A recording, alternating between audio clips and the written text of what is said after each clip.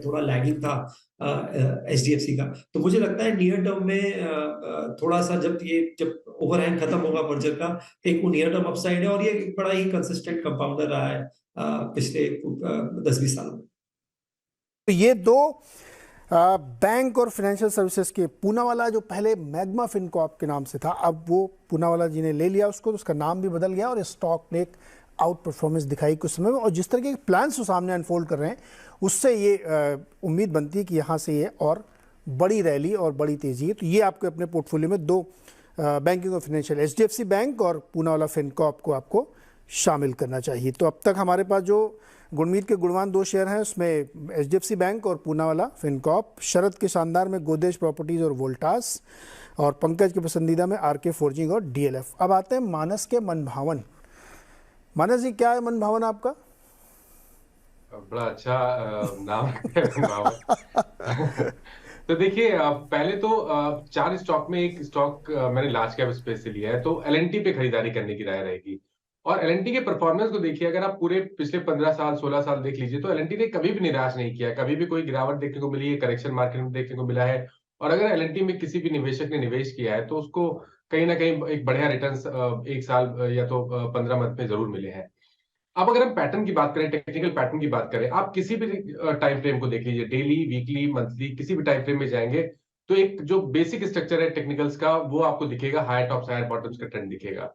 अगर हम इस साल के 22 की जनवरी की बात करें, तो स्टॉक ने 2050 के आसपास के हाईज बनाए।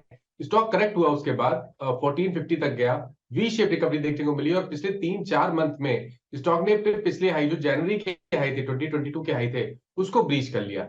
अब अगर हम ईयर टू ईयर देखें, तो अब वैसे तो लगता है कि आपने एक बहुत बड़ी रैली देख ली है 1500 से लेकर 2100 तक।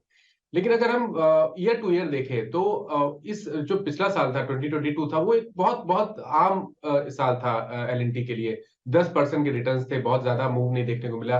लेकिन मूव अब स्टार्ट होगा, क्योंकि स्टॉक ने एक ब्रेकआउट दिया है, और जिस तरह का ब्रेकआउट है, जिस तरह के वॉल्यूम डेवलप होना शुरू हुए हैं, उसको देख के लग रहा है कि अब यहाँ से आपको 600-700 पॉइंट्स रुपए की रैली तो जरूर देखने को मिलेगी। टेक्निकली अगर हम एक टारगेट सेट करें, तो वो 2700 रुपए के रहेंगे। और मेरा एक बेसिक सा स्टॉप लॉस जितने चारों स्टॉक है उसमें ये रहा है कि 200 डे मूविंग एवरेज ध्यान रखिए, क्योंकि जब तक 200 डे मूविंग एवरेज के ऊपर स्टॉक ट्रेड करता रहेगा, ये हर गिरावट पे खरीदारी करने जैसे स्टॉक होंगे। चारों की मैं बात कर रहा हूँ। जरूरी नहीं कि कल आप मंडे को मार्केट ओपन है और आप एलएनटी में खरीदारी कर रहे, पूरी अपना जो इन्वेस्टमेंट है पूरा पूरा निवेश कर ले। थोड़ी क्वांटिटी, अभी कभी कोई करेक्शन देखने को मिले तो थोड़ा और क्वांटिटी ऐड करिए। और जब तक ये 1844 के ऊपर ट्रेड करता रहेगा, तो 1844 आपका स्टॉप लॉस रहेगा। उसके ऊपर जब तक ट्रेड करता रहेगा, हर गिरावट में खरीदारी करिए। और अल्टीमेटली मेरा समझना ये है कि शायद 2700 रुपए तक के टारगेट आपको अगले साल 2023 में एलएनटी में देखने को मिल जाएंगे। तो पहला स्टॉक है आपका एलएनटी, दूसरा स्टॉक कौन सा है आपका? अब देखिए, दूसरे स्टॉक की मैं बात करूं, तो दूसरा स्टॉक बैंकिंग स्पेस से है। और जिस तरह अगर आप कंपेयर करिए, अगर पीएसयू बैंक में हम बात करें, तो स्टेट बैंक ऑफ इंडिया ने एक बहुत अच्छा परफॉर्मेंस दिया। उसके बाद फिर हमने प्राइवेट बैंक, जो पीएसयू के छोटे बैंक थे, वहां पर हमने रैली देखी, वहां पर काफी बाइंग इंटरेस्ट देखने को मिला। लेकिन हम लोग जब प्राइवेट बैंकिंग की बात करते हैं, तो हम लोग एचडीएफसी की बात कर लेते हैं, आईसीआईसीआई की बात कर लेते हैं, एक्सिस की बात कर लेते हैं। लेकिन हम लोग कभी भी छोटे प्राइवेट बैंकिंग की बात बहुत एग्रेशन से नहीं करते हैं।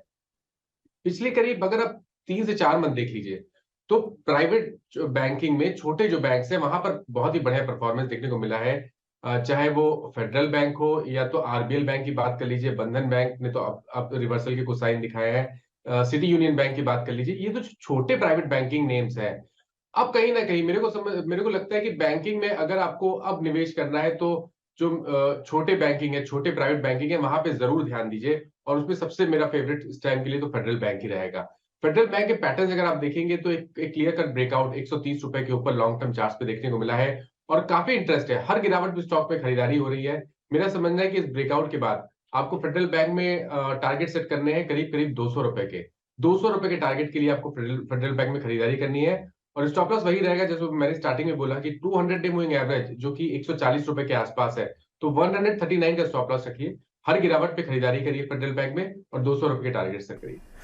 परफेक्ट। अच्छा, हमने मानस आपके साथ ही शायद शुरू किया था क्यूके, है ना, क्विक नॉलेज, कि जो बीच बीच में आप लोग एक ना जार्गन छोड़ देते हैं, तो मेरे दर्शक कंफ्यूज हो जाते हैं, तो वो क्विक नॉलेज लेता रहता हूँ बीच बीच में। ये जो आप चूंकि टेक्निकल के साथ लॉन्ग टर्म के लिए हम पोर्टफोलियो बना रहे हैं, तो मुझे क्विक नॉलेज के तौर पे बताइए कि चार्ट में वो क्या चीज़ आप देखते हैं जिससे लंबे समय के लिए किसी स्टॉक को खरीदते हैं आप? ब्रेकआउट होता है, 200 DMA, RSI, क्या ये सब मुझे नहीं पता, मैं तो इसे सुन के बता रहा हूँ आपसे।